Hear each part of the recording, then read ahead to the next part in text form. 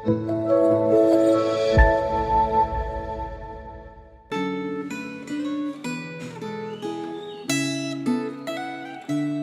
Shalom Jemaat yang dikasihi Tuhan.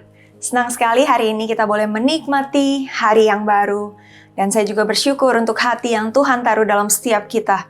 Sehingga kita merindukan untuk belajar firman Tuhan sebelum kita beraktivitas. Mari persiapkan diri kita bersatu di dalam doa. Terima kasih ya Tuhan buat kesempatan hari ini kami boleh menikmati sekali lagi hari yang baru. Anugerah Tuhan, berkat penyertaan Tuhan yang tak habisnya dalam kehidupan kami. Tuhan, saat ini kami kembali datang. Sebelum kami memulai aktivitas kami rindu untuk belajar dari firman-Mu. Biarlah kami boleh kembali disegarkan, kami boleh kembali diingatkan, dan kami boleh dituntun jalan yang benar, sehingga kami dapat melangkah dalam kehidupan kami seturut dengan kehendak-Mu. Terima kasih Tuhan. Di dalam nama Tuhan Yesus kami berdoa. Amin. Bapak Ibu Saudara sekalian, tema refleksi Gema kita pada hari ini diberi judul Peperangan Rohani yang diambil dari kitab Wahyu 12. Pasal ini sangat menarik, karena itu jangan lewatkan. Mari kita baca keseluruhan pasal ini sebelum kita merenungkan firman Tuhan.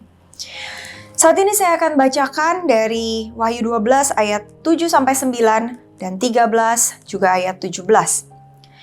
Maka timbullah peperangan di sorga.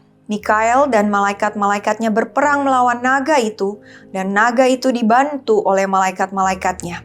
Tetapi mereka tidak dapat bertahan, mereka tidak mendapat tempat lagi di sorga. Dan naga besar itu, si ular tua yang disebut iblis atau setan yang menyesatkan seluruh dunia, dilemparkan ke bawah. Ia dilemparkan ke bumi bersama-sama dengan malaikat-malaikatnya.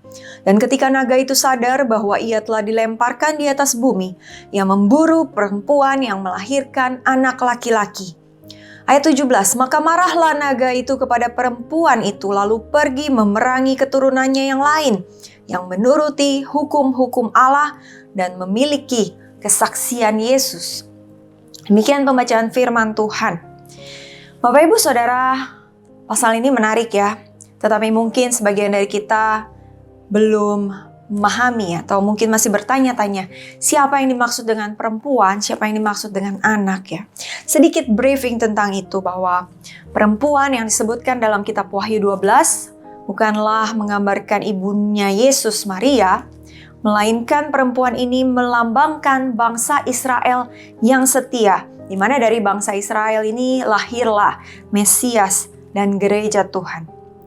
Anak laki-laki yang dilahirkan oleh perempuan itu adalah Kristus, yang kemudian dikatakan dirampas dan dibawa lari kepada Allah, melambangkan kenaikannya ke sorga. Naga, jelas tadi dikatakan bahwa itu iblis.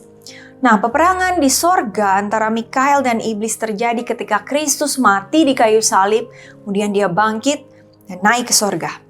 Iblis dikalahkan, dilemparkan ke bumi untuk selamanya, maka mulai saat itulah dimulailah perburuan iblis terhadap perempuan alias umat Allah yang setia. Jadi Bapak Ibu Saudara, kita saat ini hidup di dunia ibarat sedang diburu oleh si iblis. Kita menjadi targetnya. Kita hidup di dunia seperti musafir yang berjalan di dalam dunia yang penuh peperangan, yang mau gak mau membuat kita harus ikut berperang. Lantas gimana caranya kita bisa berperang, bahkan menang dalam peperangan? Hal ini sangat ditentukan bagaimana kita mengenali musuh kita dan mengenali seberapa besar kekuatan mereka. Semakin kita mengabaikan kekuatan musuh, maka semakin besar kemungkinan kita kalah perang. Inilah yang sering terjadi dalam kehidupan orang percaya. Kita sering pandang enteng, kita sering menganggap iblis itu nggak ada. Kita sering beranggapan bahwa saya cukup kuat iman, saya nggak akan jatuh dalam dosa yang seperti itu. Kenyataannya banyak orang percaya yang jatuh di dalam dosa. Karena itu saudara, janganlah kita menjadi pandang enteng, janganlah kita mengabaikan pentingnya melatih kerohanian kita. Mari kita perhatikan hal-hal penting yang perlu kita pelajari dan kita ingat, dan tentu kita lakukan dalam menghadapi peperangan secara rohani. Yang pertama, kita perlu mengenal siapa musuh rohani kita dan seberapa besar kekuatannya. Saudara, lawan kita nggak main-main. Iblis itu sangat jahat. Dia licik dan penipu, dia sombong dan tinggi hati, dan dia selalu mencobai orang percaya. Bahkan Tuhan Yesus sendiri dicobainya. Pekerjaannya adalah mencuri firman Tuhan yang masuk ke dalam hati kita. Dan dia akan bekerja dengan sangat hebat untuk menjatuhkan kita, menjatuhkan orang-orang yang setia kepada Tuhan. Firman Tuhan dalam Efesus 6 ayat 10-20, di situ dikatakan bahwa perjuangan orang percaya bukanlah melawan darah dan daging, tetapi melawan kuasa kegelapan. Karena itu janganlah kita pandang enteng dan jangan lengah. Tetap latih kerohanian kita. Yang kedua, setelah kita mengenal siapa musuh kita dan seberapa besar kekuatannya, mari kita persiapkan diri dengan senjata rohani. Kita nggak mungkin pergi perang dengan tangan kosong. Kita harus mempersiapkan senjata dan mempersiapkan mental kita tentunya. Peperangan rohani nggak bisa menggunakan senjata dan kekuatan fisik ya. Melainkan harus memakai perlengkapan rohani. Bagaimana itu perlengkapan rohani? Tertulis dalam Efesus 6 juga. Kenakanlah seluruh perlengkapan senjata Allah supaya kamu dapat bertahan melawan tipu muslihat iblis. Apa itu saudara? Perlengkapan senjata Allah. Ingatlah bahwa Tuhan sudah memberi kita karunia keselamatan. Kita adalah umatnya yang sudah diselamatkan. Dan karena itu Kristus telah membebaskan kita dari dosa. Dan dengan itu juga Kristus memberikan kita kuasa untuk bisa melawan dosa. Ingat itu saudara, kita diberi kekuatan untuk melawan dosa. Kemudian milikilah iman. Iman artinya keterbukaan dan ketergantungan kita secara mutlak kepada Allah. Kita perlu percaya sepenuhnya pada campur tangan Allah di dalam kehidupan kita, di dalam segala situasi, baik senang maupun susah.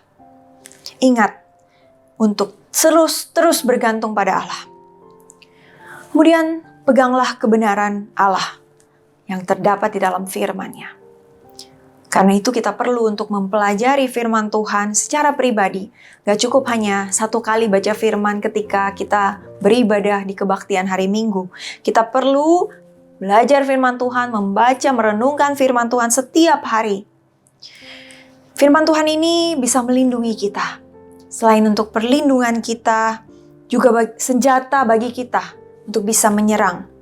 Baik godaan si iblis maupun ketika kita bersaksi dan memberitakan firman Tuhan. Beritakanlah Injil damai sejahtera. Injil memastikan damai antara Allah dengan manusia.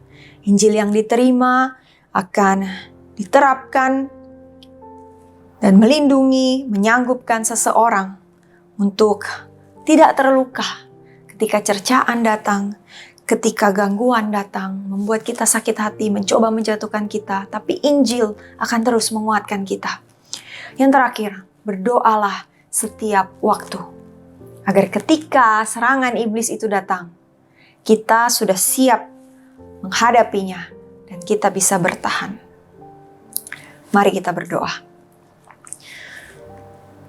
Tuhan Yesus, ajar kami untuk membekali diri dengan perlengkapan senjata rohani, sehingga kami bisa bertahan melawan godaan dan tipu muslihat iblis, sehingga kami bisa menang melawan peperangan rohani di dalam kehidupan kami saat ini, sehingga pada akhirnya nanti kami boleh menang ketika Tuhan datang untuk kedua kalinya. Terima kasih Tuhan. Berkati kehidupan kami ketika kami melangkah dalam keseharian kami boleh menerapkan firman-Mu. Dan kami boleh terus membawa kemuliaan bagi nama-Mu. Di dalam nama Tuhan Yesus kami berdoa. Amin. Selamat beraktivitas. Stay healthy. God bless you.